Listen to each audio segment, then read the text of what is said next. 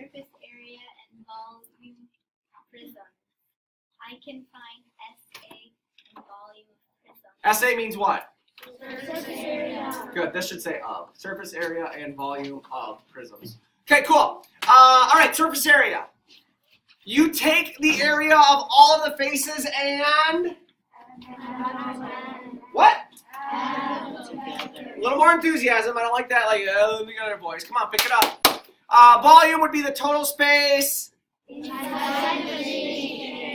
Okay, now we have a triangular prism and a rectangular prism. Triangular prism and rectangular prisms are named after their what? Bases. They're named after the bases. So if you have a triangle base, it's a triangular prism. If you have a rectangle base, it's a rectangular prism, right? Cool. 2. Do we have a formula for surface area? No. No. You simply find the area of every single face and Add them together. do we have a formula for volume? Yes. The formula is on the count of 3. 1, 2, 3. Wait. Try that again. Capital B times H. 1, 2, 3. Capital B times H. And what does capital B stand for? Area of the base. So let's do that. Let's look at volume for number 7. We have, what kind of prism is that? Rectangular. It's a rectangular prism because the base is the bases are rectangles, right? So we found the area of the base, which is 10 times 4, which is what? 40, right? And then we multiply that by the, which is what? 6. Yes, no? No. Are we using this formula over here? No. No. The reason we're not using that formula is because sometimes you get triangular prisms, right? Because the bases are, everybody?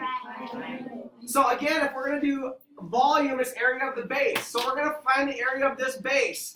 So it's 4 times 6. So this is also 6, since this is 6 over here, right?